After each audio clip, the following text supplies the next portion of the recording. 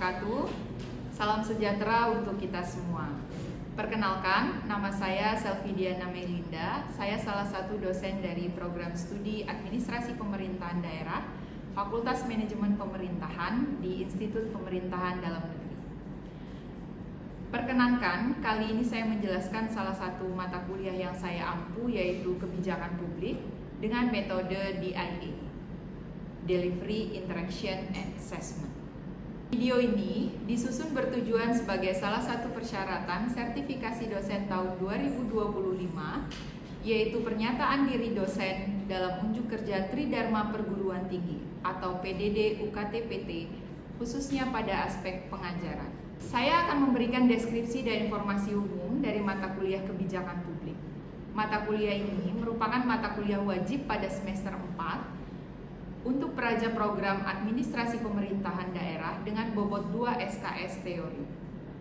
Dan bahasa pengantar adalah bahasa Indonesia. Mata kuliah ini membahas konsep dasar kebijakan publik mulai dari proses perumusan kebijakan, implementasi kebijakan, dan juga evaluasi kebijakan, serta faktor-faktor yang mempengaruhi keberhasilan implementasi kebijakan di lingkungan pemerintahan. Peraja akan diperkenalkan pada teori-teori kebijakan publik, model implementasi, dan pendekatan evaluatif dengan konteks langsung pada pemerintah pusat dan juga daerah. Adapun capaian pembelajaran mata kuliah ini, yang pertama, peraja mampu menjelaskan konsep dasar, prinsip, dan teori kebijakan publik dalam konteks pemerintahan di Indonesia. Yang kedua, peraja mampu mengidentifikasi dan membedakan tahapan perumusan, tahapan implementasi, dan juga evaluasi kebijakan publik. Yang ketiga, peraja mampu menganalisis aktor, konteks politik, dan kelembagaan dalam proses implementasi kebijakan. Yang keempat, peraja mampu menerapkan model-model kebijakan publik seperti model top-down, bottom-up, dan juga model campuran dalam simulasi tugas. Yang kelima, peraja mampu menyusun rekomendasi kebijakan berbasis data dan kebutuhan lokal di lingkungan pemerintahan. Dan yang keenam, peraja mampu menunjukkan sikap profesional, etis, kolaboratif dalam merespon isu-isu kebijakan daerah. Mata kuliah ini memiliki referensi utama dan juga referensi pendukung. Adapun referensi utama yaitu buku Public Policy Analysis by William Dunn dan juga Public Policy, Dinamika Kebijakan, Analisis Kebijakan, dan Manajemen Kebijakan by Rian Nugroho. Pembelajaran pada kuliah ini dilaksanakan selama 16 minggu termasuk ujian tengah semester dan juga ujian semester. Metode pembelajaran akan dilaksanakan dengan metode ceramah, diskusi kelompok, simulasi, studi kasus, dan proyek penyusunan policy brief. Bentuk perkuliahan pada mata kuliah ini akan dilaksanakan secara sinkronus dan asinkronus. Bentuk pembelajaran yang sinkronus akan dilaksanakan pada kelas tatap muka di ruang kelas. Sementara pembelajaran asinkronus, dosen akan mengkoordinasikan untuk pelaksanaan tugas via WhatsApp atau video via YouTube dan juga di aplikasi Siap IPDN. Evaluasi pembelajaran pada mata kuliah ini disesuaikan dengan kebijakan kurikulum pengajaran, pelatihan, dan pengasuhan di IPDN. Adapun komponennya adalah kehadiran 5%, tugas terstruktur 15%, keaktifan 10%, ujian tengah semester 30%, dan ujian akhir semester atau UAS 40%, dengan total bobot 100%. Diskusi kelompok akan menggunakan rubrik holistik yang terdiri dari penilaian internal kelompok dan juga penilaian eksternal kelompok. Penugasan diberikan sebanyak 13 kali, termasuk penugasan individu atau mandiri dan juga penugasan kelompok. Untuk ujian tengah semester dan ujian akhir semester dilaksanakan secara tertulis dan berbasis proyek dengan membuat kampanye kebijakan menggunakan pedoman penskoran pembobotan. Demikian informasi yang dapat saya sampaikan mengenai mata kuliah kebijakan publik yang saya ambil. Selanjutnya, saya akan menampilkan cuplikan proses pembelajaran saya secara tatap muka di ruang kelas.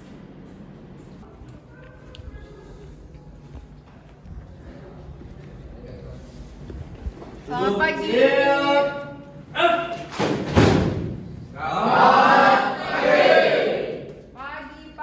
Pagi. Luar biasa. Oke,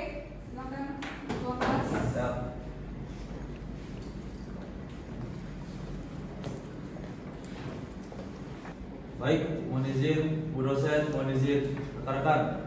Seluruhnya duduk. Siap. Out.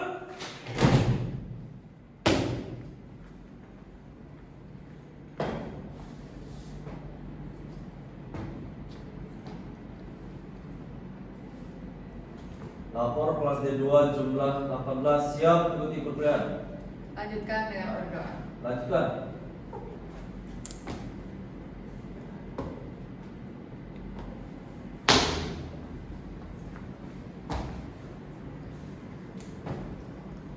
Mengawali perkuliahan pada hari ini. Berdoa mulai. Selesai. Istirahat di tempat.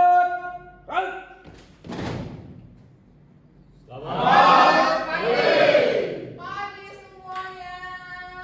Aduh. Gimana kabarnya? Baik. Apa kabar hari ini? Baik. Kita mata kuliah apa? Oke. Terakhir sampai di Siap model Nakamura Installer dan model Network. model Nakamura. Apa itu model Nakamura? Siap model Nakamura Installer adalah salah satu model implementasi kebijakan yang dikembangkan untuk memahami kompleksitas proses kebijakan publik. Jadi dalam model ini juga menekankan bahwa kebijakan publik bukan hanya hasil dari serentak seperti perumusan kebijakan, akan tetapi merupakan serangkaian proses yang saling berhubungan dan saling mempengaruhi, terutama pada tahap implementasinya. Oke, baik, terima kasih, luar biasa sekali ulasan dari saudara Joni. Selanjutnya model apa lagi? Siap. Ya.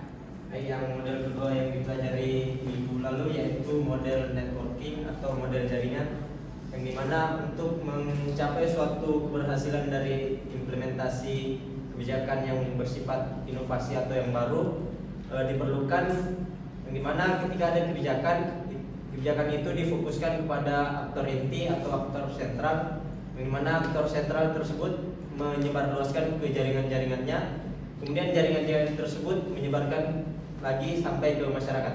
Oke, itu tadi ulasan yang menarik terkait dengan model jaringan. Ya, terima kasih Fahmi. Kalau dari dua model itu, ya lebih banyak kepada aspek bottom up ya. Lebih pada aspek yang kombinasi antara top down sama bottom up, terutama yang model jaringan tadi sama yang model Nakamura. Nah, kemarin kita sudah bahas itu dan juga ada beberapa contoh kasusnya. Kalau untuk hari ini kita lanjutkan materi kita tentang model yang sifatnya lebih kepada top down, ya, model implementasi. Jadi kalau kita bicara model implementasi itu ada berapa? Ada 9. Ya, ada 9 model tokoh-tokoh ya. Tapi kalau kita bicara paradigma model implementasi kebijakan terutama, yang pertama ada top down. Kemudian yang kedua ada bottom up. Kalau yang ketiga itu memang ada kombinasi keduanya, tapi ini agak jarang ya. Kombinasi keduanya itu agak jarang. Nah, kita bisa lihat kalau untuk hari ini kita akan ngebahas tentang model implementasi yang dia sifatnya top down. Artinya apa kalau top down? Pendekatan ini melihat implementasi kebijakan sebagai proses yang dimulai dari perumusan kebijakan di tingkat pusat atau top dan kemudian diterapkan ke bawah hingga ke pelaksanaan di lapangan. Model ini menekankan pada kebijakan yang terpusat dan efisiensi dalam pelaksanaan. Baik, terima kasih. Bagus sekali tadi jawaban dari teman kita Maela. Kebijakan yang implementasinya top down itu dari atas ke bawah. Inisiatornya siapa? Pusat. Ya. Kemudian sampai kepada masyarakat. Jadi sebenarnya banyak tokoh-tokoh yang paradigmanya atau alirannya implementasi yang sifatnya top down. Tapi kali ini yang paling terkenal itu adalah dari Grindel, Merrill S. Grindel. Merrill, Cyril namanya, Grindel, tapi lebih disingkat Merrill S. Grindel. Lebih disebutkan lagi biasanya model Grindel. Oke. Kita lihat di sini. Kita bisa lihat dari model Grindel agar lebih mudah dipahami, ya. Ini ada yang namanya Bagan model. Bagaimana sih mengukur apakah kebijakan itu sukses atau tidak, ya?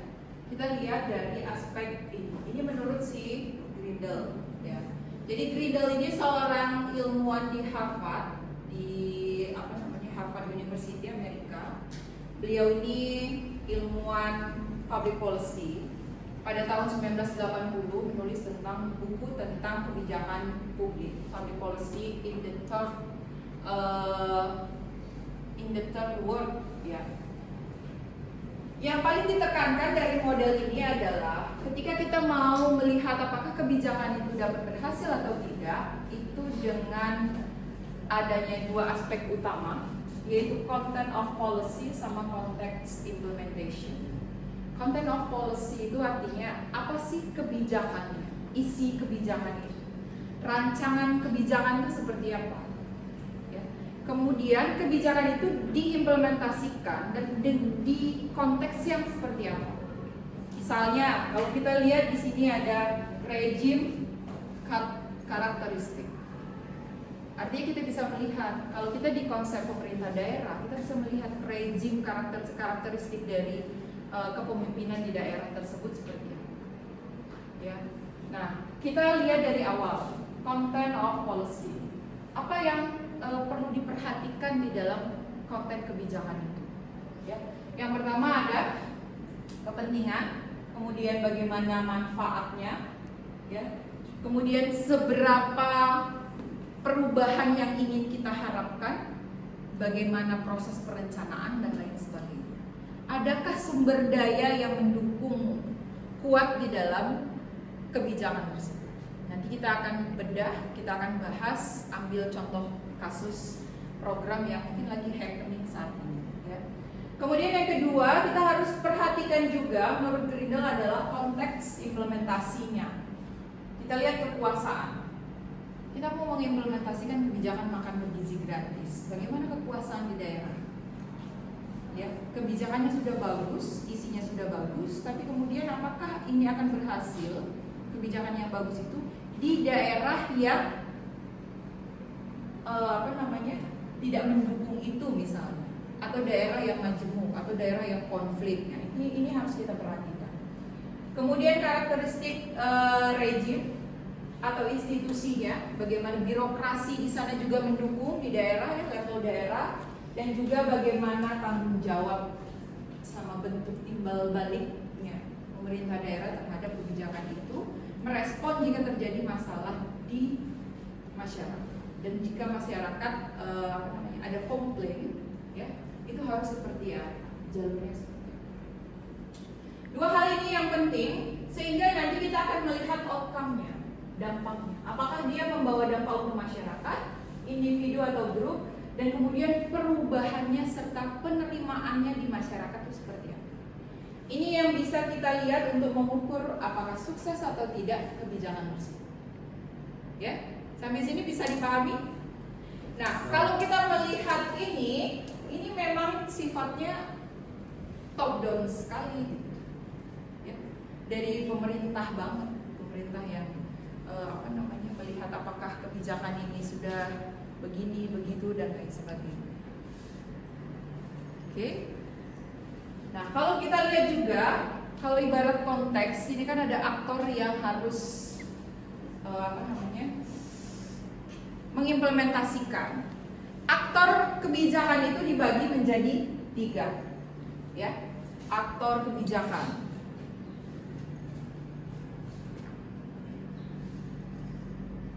Aktor kebijakan yang pertama apa? Masih ingat? Implementor. implementornya siapa misalnya? Pemerintah. Oke. Yang kedua, kelompok apa? Kelompok sasaran. Oke. Yang ketiga apa? Kelompok kontrol. Oke. Kalau kita bicara terkait dengan aktor kebijakan, kita harus tahu 3 kelompok ini. Kira-kira kalau kelompok kontrol itu siapa? Kelompok kontrol. Dinas pendidikan. Dinas pendidikan kalau konteksnya makan bergizi gratis, atau yang lain apa? DPR. Kalau konteksnya pusat. Kalau konteksnya daerah? Pemerintah daerah. Terus siapa lagi? NGO, LSF, LSF, LSF. LSF misalnya kalau di daerah siapa? Yang biasanya mengontrol kebijakan itu siapa? LSM atau NGO atau ormas apa? Pemuda Pancasila mengontrol kebijakan. Siapa? Terus apa? Contohnya apa? Forum peduli lingkungan Forum peduli lingkungan kalau dia kebijakan terkait dengan dengan lingkungan. Ada Greenpeace kalau levelnya internasional. Jadi kalau LSM atau NGO kontrol untuk kebijakan tuh ada yang levelnya internasional, ada juga yang levelnya nasional. Greenpeace itu levelnya internasional, WWF levelnya internasional. Kalau levelnya nasional ada juga kayak masyarakat peduli lingkungan atau apa namanya komunitas mangrove dan lain sebagainya. Itu banyak. Ya, jadi nanti kalau kalian di pemerintah daerah jadi birokrat, kalian harus tahu ada mereka itu harus tahu.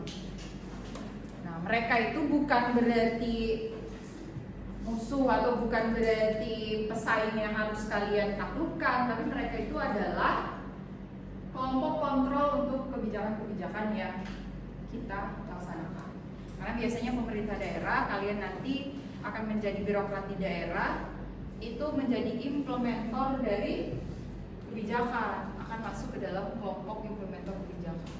Nah, itulah kenapa kalian butuh misalnya kerjasama dengan LSM atau itu. Jadi nanti kalian sebagai implementer harus memperhatikan itu. Oke, sampai sini ada pertanyaan? Saya. Ya, silakan. Baik, terima kasih atas kesempatannya Kak.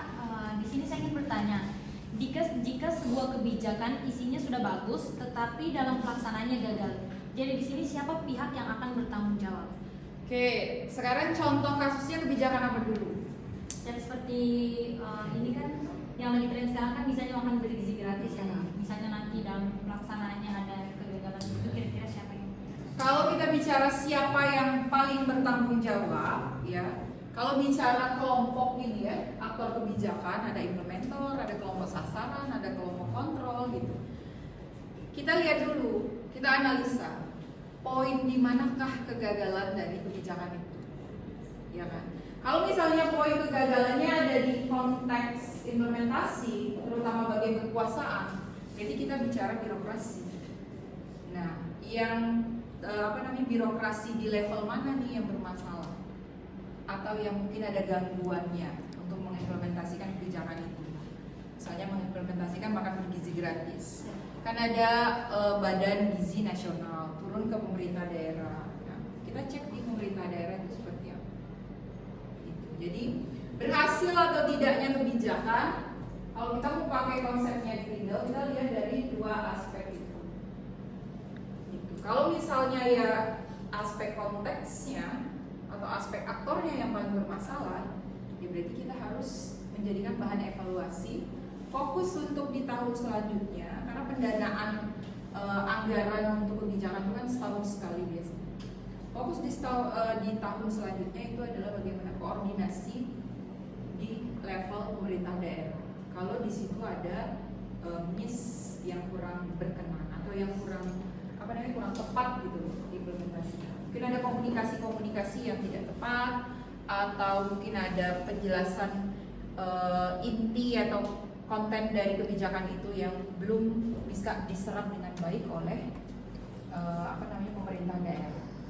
Atau dalam hal ini level terkecilnya itu adalah dapur ya, kelompok dapur MBG itu ya. Dapur, kemudian nanti ada hasil atau makanannya itu nanti si dapur ini yang menyalurkan ke sekolah-sekolah, ke anak-anak. Oke, gimana? Siap, terima kasih sudah dimengerti. Oke, ada pertanyaan lagi? Silakan. Baik, kita akan simulasi. Untuk lebih memahami model Grindel atau implementasi yang sifatnya top down, kita akan simulasi bagaimana konten dan juga konteks dari kebijakan. Kita mau ngambil contoh kasus apa? Kebijakan apa? Makan bergizi gratis. Oke, kita ambil contoh kasus makan bergizi gratis. Jadi nanti petakan sebelum kita masuk ke dalam konten dan juga konteksnya. Kita harus memetakan dulu aktor yang terlibat dalam program makan bergizi gratis. Oke? Nah, saya minta kalian untuk membentuk 3 kelompok. Kelompok pertama, silakan petakan siapa saja implementer dari program makan bergizi gratis. Kemudian kelompok yang kedua, memetakan kelompok sasaran, ya. Kelompok sasaran dari makan bergizi gratis, dan yang kelompok ketiga memetakan kelompok kontrol dari makan bergizi gratis. Baru nanti kita akan masukkan ke dalam pemetaan tentang konten dan juga konteks dari implementasi makan bergizi gratis. Oke? Ya, diskusi kelompok, 3 kelompok. Silakan membentuk kelompok dari sayap kanan, tengah, dan juga kiri. Baik, yang sebelah kiri ini adalah kelompok implementer. Petakan kelompok implementer dari makan bergizi gratis. Kalian saya kasih kertas ini, nanti tuliskan siapa saja implementernya di sini. Kemudian nanti akan kita tempelkan di sini. Kalau yang tengah ini kelompok diskusikan kelompok sasaran dari makan bergizi gratis. Kalian mau warna apa? Biru. Where is biru? Biru. Kalau kontrol, kalian diskusikan petakan kelompok kontrol dari program makan bergizi gratis. Kalian mau warna apa? Kuning. Kuning, si paling kuning. Silakan nanti kalian tuliskan siapa saja yang termasuk kelompok kontrol, nanti akan kita tempelkan di sini. Saya membuatkan ini rumahnya ya. Oke, ada 3 bagian. Kita akan lihat nanti mana yang paling banyak. Kelompok implementer. Oke. Kemudian kelompok sasaran. Ini MBG ya. Makan bergizi gratis. Dan yang terakhir kelompok kontrol.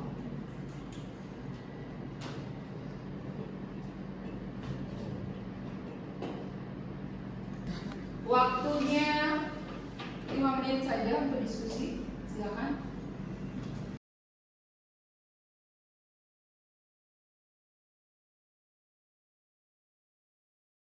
Sudah, silakan ditempelkan ke depan. Kita bisa melihat mana sih dari program makan bergizi gratis ini kelompok mana yang paling banyak berperan ya? Atau sebenarnya aktornya yang paling banyak itu di bagian yang mana? Implementer, sasaran, atau kontrol? Jangan-jangan di kelompok kontrol itulah yang paling banyak. Apalagi ini kan program besar dari Bapak Presiden, sehingga menjadi perhatian utama para NGO dan juga aktivis-aktivis gizi misalnya dan lain sebagainya. Ya, silakan Jaka.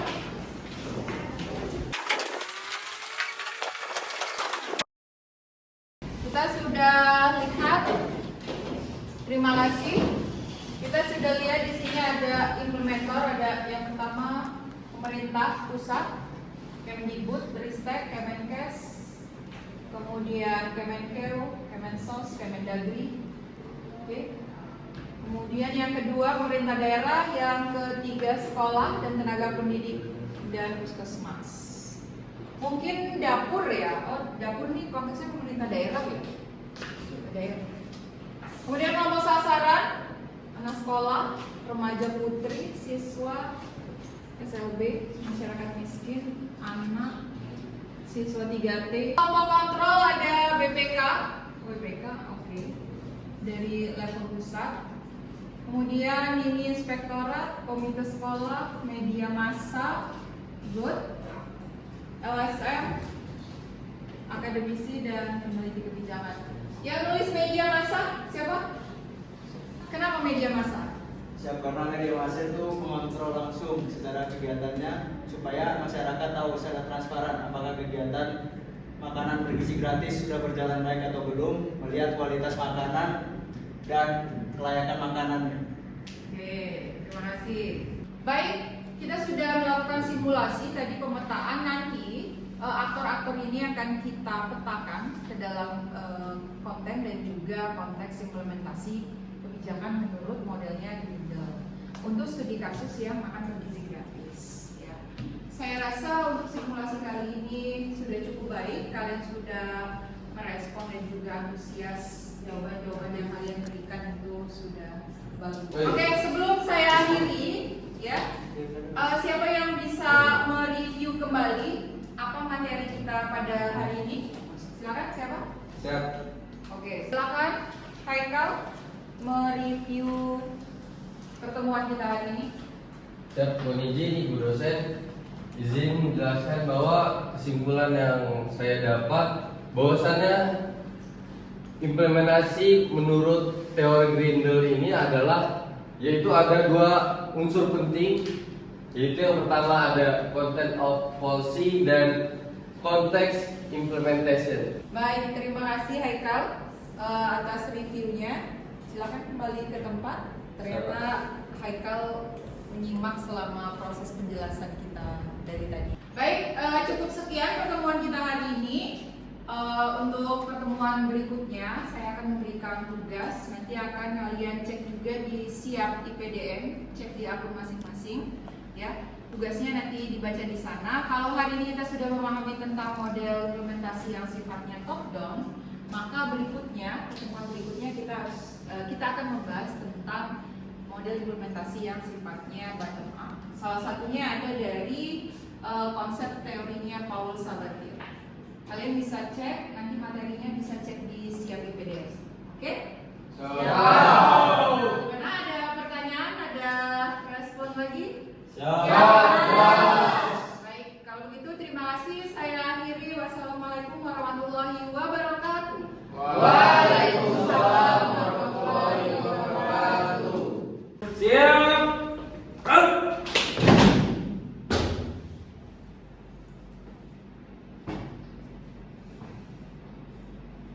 Pemilihan telah dilaksanakan. Laporan selesai.